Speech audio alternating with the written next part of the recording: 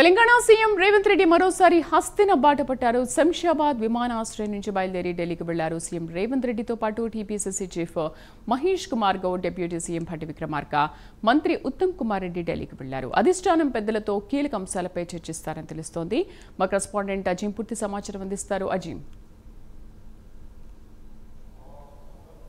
కొద్దిసేపటి క్రితమే ఏదైతే తెలంగాణ సీఎం రేవంత్ రెడ్డి, అలాగే deputy CM Bhatti Vikramarka, PCC అధ్యక్షుడు మహేష్ కుమార్ గౌడ్, మంత్రి అయినటువంటి ఉత్తమ్ కుమార్ రెడ్డి వీరందరూ కూడా ఏదైతే ఢిల్లీకి బయలుదేరారు. హస్తినాలో అధిష్టానం పెద్దలతో వీరికి ఏదైతే సమావేశం ఉంది, ఏదైతే అధిష్టానం వీరికి పిలిచిందనే మనం చెప్పుకోవచ్చు. ఏదైతే కేసీ వేణుగోపాల్, ఏఐసీసీ జనరల్ సెక్రటరీ అయినటువంటి కేసీ వేణుగోపాల్ వీరికి ఫోన్ చేసి ఈరోజు అందుబాటులో ఉండాల్సిందిగా ఏదైతే కోరినట్టు తెలిసింది. సో ఈ నేపథ్యంలోనే వీరందరూ కూడా ఇక్కడ బిజీ షెడ్యూల్ ఉన్నప్పుడు ఒకవైపు అసెంబ్లీ సమావేశాలు నడుస్తున్నాయి, పద్ధతులపై చర్చ నడుస్తుంది, బడ్జెట్పై చర్చ నడుస్తుంది. సో ఈ నేపథ్యంలో కూడా కీలకమైన సమావేశం ఉంటుంది కాబట్టి వీరందరూ కూడా ఏదైతే హుటాహుటిన ఢిల్లీకి బయలుదేరిన పరిస్థితి కూడా మనకు కనిపిస్తుంది. అయితే కీలకంగా కేవలం సింగిల్ ఎజెండా మీదే ఏదైతే ఢిల్లీకి వెళ్ళినట్టు కూడా మనకు ఏదైతే సమాచారం అందుతుంది. ఏదైతే క్యాబినెట్ ఎక్స్పాన్షన్ ఏదైతే ఉందో, ఇప్పటికే తెలంగాణలో కాంగ్రెస్ ప్రభుత్వం ఏర్పడి సుమారు 10 నెలలు దాటిపోయింది. సో ఈ నేపథ్యంలో మొదటి దఫాలో అటు సీఎంతో పాటు కలుపుకుంటే 11 మంది మంత్రులు ప్రమాణ స్వీకారం చేసినట్టు పరిస్థితి. సో ఆరు స్థానాలకు కానీ ఇప్పుడు క్యాబినెట్లో ఇంకా ఖాళీగానే ఉంది. సో ఈ 6 క్యాబినెట్లకు సంబంధించినటువంటి అంశంపై గత ఏడాది నుంచి కూడా ఈరోజు, రేపు,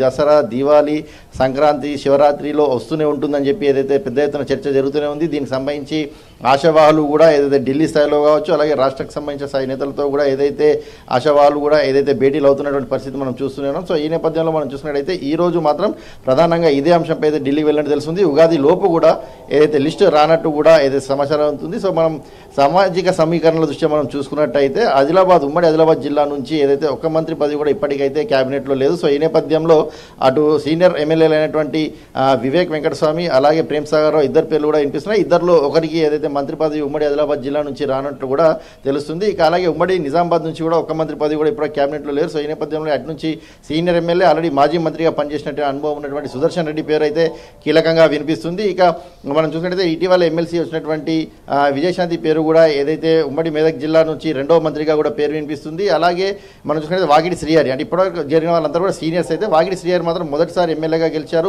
ఉమ్మడి మహబూబాద్ జిల్లా నుంచి మక్తల్ నియోజకవర్గం నుంచి గెలిచారు. సో వాగిడి శ్రీహరి, ముదిరాజ్ కోటాలో వాగిడి శ్రీహరికి వస్తుందనే ఒక వార్తలు కూడా వినిపిస్తున్నటువంటి పరిస్థితి మనకు కల్పిస్తుంది. ఇక మిగతా 2 స్థానాలకు గాను ఏదైతే నల్గొండ జిల్లాలో ఇప్పటికే ఉత్తమ్ కుమార్ రెడ్డి, అలాగే కోమటిరెడ్డి వెంకటరెడ్డి ఇద్దరు కూడా మంత్రులుగా ఉన్నారు. అయితే రాజగోపాల్ రెడ్డికి ఏదైతే పార్లమెంట్ ఎన్నికల సమయంలో భువనగిరి పార్లమెంట్ ఎంపీ గెలిపించినట్టయితే ఖచ్చితంగా మీకు కూడా ఏదైతే క్యాబినెట్లో చోటు ఉంటుందని చెప్పి కాంగ్రెస్ పార్టీ మాట ఇచ్చినట్టు పలుసార్లు ఏదైతే రాజగోపాల్ రెడ్డి ఇప్పటికే చెప్పుకుంటూ వచ్చారు. సో ఈ నేపథ్యంలో రాజగోపాల్ రెడ్డి పేరు ఉంటుందనే చర్చ కూడా వినిపిస్తుంది. మరోవైపు ఎస్టీ సామాజిక వర్గానికి ఇప్పటికి ఒక మంత్రి పదవి కూడా క్యాబినెట్లో ఇవ్వని నేపథ్యంలో బాలు నాయక్, దేవరకొండకు సంబంధించినటువంటి ఎమ్మెల్యే బాలు నాయక్కి మంత్రి పదవి లభిస్తుంది, ఎస్టీ కోటాలో కూడా వినిపిస్తుంది. మరోవైపు బాలు నాయక్కి మంత్రి పదవి దక్కకపోతే అటు ఏదైతే డిప్యూటీ స్పీకర్ పదవి కూడా వరిస్తుందని చెప్పి వార్తలు కూడా వినిపిస్తున్నాయి. సో ఇప్పటికే బాలు నాయక్ కూడా చాలా తీవ్రమైనటువంటి హాట్ కామెంట్స్ కూడా చేశారు అసెంబ్లీ నడుస్తున్న సమయంలో. ఏదైతే లంబాడాలకు ఖచ్చితంగా ఏదైతే క్యాబినెట్లో చోటు కల్పించాలి, లేకపోతే ప్రస్తుతం ఎవరైతే లంబాడాలు ఎమ్మెల్యేలు ఉన్నారో రానున్న అసెంబ్లీ ఎన్నికల్లో వారు తిరిగి మరొకసారి అసెంబ్లీలో అడుగుపెట్టే పరిస్థితి ఉండదని చెప్పి ఏదైతే ఆ కామెంట్ చేసిన పరిస్థితి కూడా మనం చూసాం. ఇక వీరితో పాటు ఏదైతే సీనియర్ నాయకుడు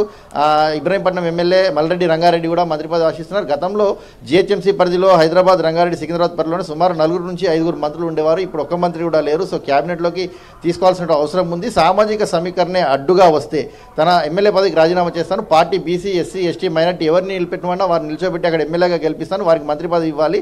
ఇబ్రహీంపట్నం అలాగే జిహెచ్ఎంసీలో పార్టీ బలంగా ఉండాలంటే ఖచ్చితంగా ఈ జిల్లాలకు సంబంధించినటువంటి మంత్రి పదవి ఇవ్వాల్సిన అవసరం ఉందని కూడా చెప్పారు. కానీ మల్రెడ్డి రంగారెడ్డికి ఏదైతే చీఫ్ విప్ ఇచ్చేటువంటి అవకాశం ఉన్నట్టు కూడా మనకు కనిపిస్తుంది. సో ఓవరాల్గా మనం చూసుకున్నట్టయితే అటు మైనంపల్లి రోహిత్ కూడా ప్రయత్నం చేస్తున్నారు.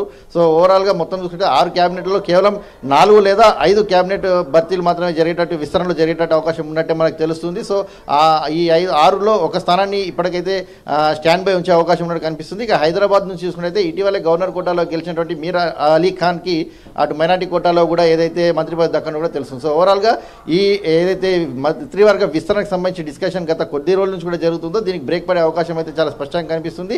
నూతన తెలుగు సంవత్సరం సందర్భంగా ఉగాది కంటే ముందే ఏదైతే క్యాబినెట్ సంబంధించినటువంటి లిస్ట్ అయితే వెలువడే అవకాశం ఉన్నట్టు కూడా చెప్తున్నారు. సో దీనికి సంబంధించి ఈ రోజు నేతలందరూ కూడా ఢిల్లీకి ప్రయాణమయ్యారు. రేపు ఉదయం అసెంబ్లీ సమావేశాన్ని కూడా తిరిగి వచ్చేటువంటి అవకాశాలు కూడా కనిపిస్తున్నాయి. సో అధిష్టానం దృష్టికి ఇప్పటికే మీనాక్షి నటరాజన్ కూడా ఇక్కడ ఉన్నటువంటి పరిస్థితులు కావచ్చు, సామాజిక సమీకరణలు కావచ్చు, అన్ని విషయాలు కూడా ఏదైతే ఇక్కడ సేకరించి ఎవరికి క్యాబినెట్లో బెర్తిస్తే బాగుంటుంది, ఎవరు పార్టీ కోసం పనిచేశారు, ఎవరు కష్టపడి పనిచేశారు, ఎవరు పార్టీ ఎవరికి మాట ఇచ్చింది, అన్ని కోణాల్లో కూడా మీనాక్షి నటరాజన్ కూడా అటు ఢిల్లీ స్థాయిలో కూడా ఎక్స్ప్లెయిన్ చేసినటువంటి పరిస్థితి కూడా మనకు కనిపిస్తుంది. అలాగే CM Revanth Reddy, deputy CM బట్టి విక్రమార్క వీరందరూ కూడా తమ తమ దగ్గర ఉన్నటువంటి ఆశావాహుల పేర్లను కూడా తీసుకెళ్లి ఏ కొన్నాల్లో వీరికి ఇస్తే న్యాయం జరుగుతుంది, పార్టీ రాష్ట్రంలో ఏ సామాజిక వర్గానికి ఇస్తే పార్టీకి మేలు జరుగుతుంది, రానున్న ఎన్నికల్లో కావచ్చు, అలాగే క్యాబినెట్లో కూడా ఉండాల్సిన అంశాలపై కూడా ఏదైతే సామాజిక అంశాలపై దృష్టిపై ఇప్పారు. సో ఈ అంశాలన్నీ కూడా ఇప్పటికే ఢిల్లీ చేరారు. ఢిల్లీ అధిష్టానానికి సంబంధించిన నేతలు కూడా ఇప్పటికే అటు కేసీ వేణుగోపాల్ కావచ్చు, అలాగే ఏఐసీసీ అధ్యక్షుడు ఖార్గే కావచ్చు, రాహుల్ గాంధీ కావచ్చు, వీరందరూ కూడా ఇక్కడ ఉన్న సామాజిక సమీకరణలు కావచ్చు, సీనియారిటీని దృష్టిలో ఉంచుకొని కావచ్చు, లేకపోతే ఆయా జిల్లాల్లో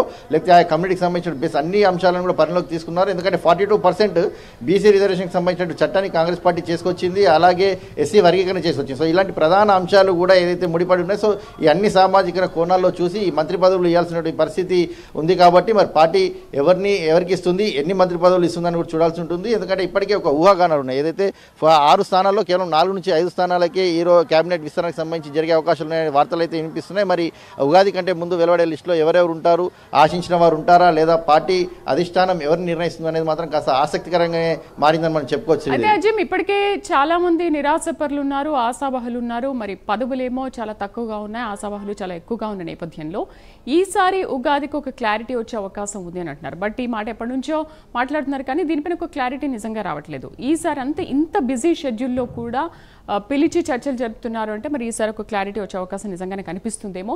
బట్ ఈ ఉన్న ఆశావహుల్లో ఇంతమందికి పదవులు ఏ విధంగా భర్తీ చేసే అవకాశాలు ఉన్నాయి, అందరికీ పదవులు భర్తీ అయ్యే అవకాశాలు ఉంటాయంటారా? ఖచ్చితంగా చెప్పుకోవచ్చు. ఎందుకంటే ఆశావాహులు అయితే చాలా మంది ఉన్నారు. ఎందుకంటే పార్టీ కోసం మేము గత కొన్నేళ్లుగా పనిచేసుకుంటూ వచ్చామని చెప్పి ఏదైతే ఇటీవల జరిగినట్టు ఎమ్మెల్యే కోట ఎమ్మెల్సీలో కూడా తమకు ఎమ్మెల్సీ వస్తుంది, మంత్రి పదవి వస్తుందని ఆశించిన వారు ఉన్నారు. సో ఎలాగైతే ఆ ఎమ్మెల్యే కోటాలో అయితే వారికి ఎమ్మెల్సీ రాలేదు, కానీ ప్రస్తుతం గెలిచిన వారు అయితే ఎవరైతే ఉన్నారో వాళ్ళందరూ కూడా సీనియర్ నాయకులు చాలా మందే ఉన్నారు. వారిలో కూడా అందరూ ఆశిస్తున్నారు ఖచ్చితంగా తమకు మంత్రి పదవి వస్తుంది అని చెప్పి అయితే ఆశాభావం వ్యక్తం చేస్తున్నారు. గత ఏడాది నుంచి కూడా ఈ రోజు రేపు మాపు అనుకుంటూ మంత్రివర్గ విస్తరణ అయితే వాయిదా వేసుకుంటూ వచ్చారు. కానీ ఈసారి గత కొద్ది రోజుల నుంచి కూడా ఉగాదికి ఖచ్చితంగా మంత్రివర్గ విస్తరణ ఉంటుందనే ఒక చర్చ అయితే చాలా తీవ్ర స్థాయిలో జరుగుతుంది. సో ఖచ్చితంగా ఈసారి మంత్రివర్గ విస్తరణ ఉంటుందని చెప్పి కాంగ్రెస్ పార్టీకి సంబంధించిన నాయకులు కావచ్చు, అసెంబ్లీలో ఉన్నటువంటి ఎమ్మెల్యేలు మాట్లాడిన పరిస్థితుల్లో చూస్తే వారు కూడా ఖచ్చితంగా మంత్రివర్గ విస్తరణ ఉంటుందనే ఒక ఆశాభావాన్ని అయితే వాళ్ళు వ్యక్తం చేస్తున్న పరిస్థితి మనకు కనిపిస్తుంది. ఇక ఎవరికి వస్తుంది రాదు అనేది అంశం అయితే కొంత ఆసక్తికరంగానే నెలకొందని చెప్పుకోవచ్చు. ఎందుకంటే ఉమ్మడి ఆదిలాబాద్ మనం చూసుకున్నట్టయితే వివేక్ వెంకటస్వామి బీజేపీ నుంచి కాంగ్రెస్ పార్టీలోకి వచ్చారు, వాళ్ళిద్దరు కూడా గెలిచారు.